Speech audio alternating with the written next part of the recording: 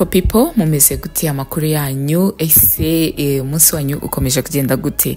Reka rero nizere ko muri amahoro aho mukurikiye ikiganiro muherereye, abantu badukurikiye bari hirya no hino, bari hanze y'u Rwanda, bari mu Burundi, bari muri za Kenya, bari Tanzania, Nigeria, ko turabibona abantu bagiye badukurikira, turababona even bari hanze yo za kure, muri Europe, muri Amerika, mukomeze mugubwe neza. Uyu munsi rero ariko by the way ngewe kurikiye nitwa Princess Diana, hanyuma televiziyo na yindi ni Shine TV of course. Reka nizerere ko mwamaze gukora subscribe nimba utarayikoze, kandi nkomeza gushimira buri muntu wese wagize uruhare mu kudufasha kuzuza ibihumbi 10. Nukuri you guys, you are the best, you are the MVP, you are the real MVP. Nukuri ntabafite sinzi cyo nakora. So today kuko nabasezeranije ko nasigira mbatenguha amakuru ari hirya no hino acicikana, muzajya muyabona hano bwa mbere. Ibiri kuvugwa muzajya mubibona hano kuri channel. Mbese ubu ngubu ni non stop kubahereza ibiganiro bigiye bitandukanye. So uyu munsi rero tujye kugaruka kuki? Uyu munsi tujye kugaruka ku ibaruwa y'umuturage yandikiye Madame Perezida w'inteko ishinga Mategeko mu Rwanda. Aha rero yamwandikiye ibaruwa amusaba gushiraho amezi 6 Igeragezwa ku bashaka gushyingiranwa. Ngiyi ingingo tujye kuganiraho, ngiyi ibaruwa tujye kuganiraho, mu kanya ndayibasomera. Ariko se wowe udukurikiye, urumva bikwiriye ko abantu mbere yuko bakora ubukwe, mbere yuko bajya mu murenge, mbere yuko bajya gusezerana mu mategeko, mbere yuko bajya gusezerana imbere y'Imana, urumva byaba bikwiriye ko bakabaye babana mbere y'amezi 6 mbere yuko bakora ubwo bukwe, cyangwa se mbere yuko bajya muri uwo murenge? Urumva byaba bikwiriye. Ariko se nkibaza ati se okay, reka tuvuge yuko wenda icyemezo cye gishyizwe mu bikorwa, mu by'ukuri muramutse munaniranywe, ubwo ni ukuvuga ngo umwe yakomeza ukwe, undi nagakomeza ukwe.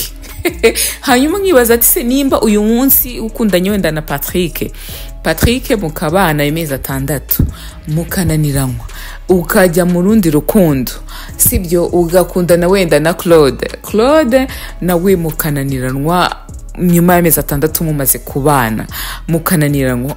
Eske nkibaza ibyo bintu mwazabihoramo, cyangwa se wenda Claude nawe ukananiranwa na Clarisse cyangwa se n'undi wari we wese?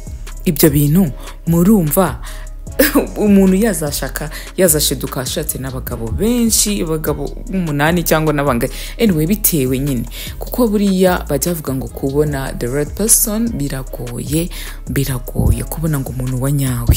So iyi baruwa rero niyo tugiye kugarukaho. Ntabatindiye rero, reka tuyisome tuze kuyinjiramo inyuma twamaze kumva ibyo Jean Bosco yasabye Perezida w'inteko ishinga amategeko mu gihugu cy'u Rwanda. Yitwa Bikorimana Jean Bosco. Yanditse runo rwandiko ku itariki 25 z'ukwezi kwa 5 mu 2025. Hanyuma rero uyu Jean Bosco aherereye mu ntara y'Amajyepfo, akarere ka Gisagara, umurenge wa Kigembe, akagari ka Gahabwa, nimba mbisomye neza, ariko I think nibyo. So rero yandikira Madame Perezida w'inteko ishinga amategeko mu Rwanda. Hanyuma rero akomeza amanuka hasi avuga impamvu imuteye kwandika runo rwandiko. Impamvu rero ngo ni ugusaba ko hashyirwaho amezi 6 y'igerageza ku bashaka gushyingiranwa. Okay. Arakomeza yandika ngo Madame Perezida, mbandikiye nsaba ko mu bushishozi bwanyu mubonye bikwiye mwadukorera impinduka mu itegeko nomero 32 2016 mu ngingo yaryo y'ijana 66 rigenga abantu n'umuryango. maze mukongeramo ingingo itegeka abifuza kurushinga ko babanza bakabana amezi 6 babana nk'umugore n'umugabo. Muri kubyumva ibyo kintu ko nyine bashyiraho itegeko yuko abantu bifuza kurushinga bajya babanza bakabana amezi 6 byibuze mbere yuko bafata icyemezo cyo kwitwa umugore n'umugabo mu buryo bwemewe n'amategeko. Yes, akomeza agira ati mbere yo gusezerana imbere y'umwanditsi w'irangamimerere, ibi bizabafasha kumenyera neza. Ariko bazabaza bamenyera iki aho ngaho? Okay, reka dukomeze.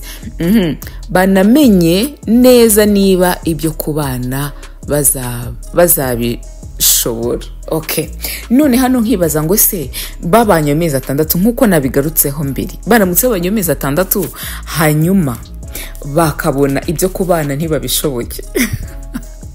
Ubwo ni ukuvuga ngo bajya bahita bareka kugira gute? Urumva bajya bahita bashwana nyine, umwe akagenda undi akagenda, bikamera nkaho nta cyabaye se koko. Ubwo si icyo gihe uzaba ukitwa umukobwa cyangwa uzaba witwa umugore? Aho ngaho ni ikibazo nabwo kigomba gutekerezwaho. Hanyuma rero Jean Bosco yakomeje agira ati ndabibibutsa ko ibi bisanzwe bikorwa mu bindi byiciro by'ubuzima. Urumva atanga urugero mu kazi ka leta. Nuvuga ngo ibi bintu nyine byo kubanza kumenyerezwa, urumva nyine nimba ari amezi 6 no kubanza kumenyera mu rugo, mukabanza mukamenyerana. Noneho rero yatanze ingero zaho bisanzwe bikurikizwa, aho yavuze ko urugero rwa mbere ari mu kazi ka leta. Umukozi ahabwa amezi 6 y'igerageza. Icya kabiri, mu bucuruzi umuguzi ahabwa amezi 12 y'igerageza azwi nka garanti. Man, uyu mutipe cyakoze aratwika wallahi. Wowe okay, ubu ngira ukuntu ushaka kugereranya urugo ukarugereranya n'akazi ka leta. Ubuzima bw'umuntu ukabugereranya n'akazi ka leta. Okay, reka dukomeze. Hanyuma rero ashyiraho hasi ngo note ben cyangwa se icyitonderwa, ngo hagize umwana wavuka muri iki gihe yagengwa n'itegeko rirengera abantu bavutse ku babyeyi bakoze divorce. Okay. Ariko can you imagine? Ubanye n'umuntu nyine muri mwigerageza, muri ayo mezi 6 muteranye inda, havutsemo umwana. Urumva deja n'umwana azavuka mutanakibana nimba kubana bitagishobotse cyangwa se nyine mutarabashije kumvikana. Bivuze ko umwana yazavuka n'ubundi deja mwarabaye separated. Hanyuma se bwo ntibaza ngo we mukobwa wagiye muri iryo geragezwa uzaba ukitwa umukobwa? Deja uzaba wabaye umumama. Yego sinzi tuvuga ko ababyari iwabo batongera kubona abagabo, ariko biba bigoye kuruta kuba ukiri umukobwa kandi ikindi inshingano zitazawe ziyongera nubwo mwaba mufatanya kurera uwo mwana. Anyway, nuko arakomeza ngo murakoze, mbashimiye uko mwakiriye ubusabe bwanjye. Bikorimana Jean Bosco aranasinya. Ngaye nguko rero ibaruwa ya Jean Bosco yandikiye Madame Perezida w'inteko ishinga amategeko mu Rwanda. Hanyuma udukurikiye iyi baruwa uyumvishe gute? Ese icyifuzo cy'uyu mujama uracyumva ute? Cy'uyu mugabo cyangwa se umusore uracyumva gute? Ese iki cyifuzo cye cyo kubanza kugerageza urushako mbere yuko mujya mu mategeko urumva bikwiriye? ese urumva hari icyo byafasha sosiyete? Ese urumva hari icyo byafasha ku bantu bakundana? Ese urumva hari icyo cyafasha ku bantu baba babanye? Ariko se nkibaza ngo bitewe umuntu aramutsa agushatse wenda mukajya muri iryo geragezwa afite icyo agushakaho, n'ubundi kwihangana amezi 6, azi ko amezi 6 narangira muzahita mujya mu mategeko. Ntabwo amezi 6 ari amezi menshi ku buryo umuntu ufite icyo agushaka atabasha kuyihanganira kugira ngo icyo kintu kibone, kuko hari n'abihanganira imyaka bitewe n'icyo bashaka muri urwo rugo. So rero kuri njyewe nta ruhande nabugamiraho, gusa nanone ngize icyo mbivugaho.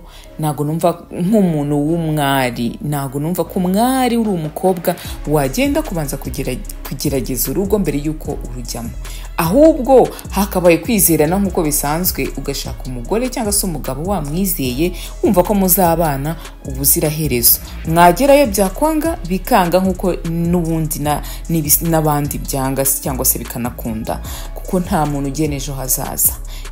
Ejo hazaza ni Imana yonyine ihagena. Ngayo nguko rero, thank you so much, thank you for taking your time. Remember to subscribe. Tuzasubire mu kindi kiganiro cy'ubutaha. Bye, I love you all. Ciao.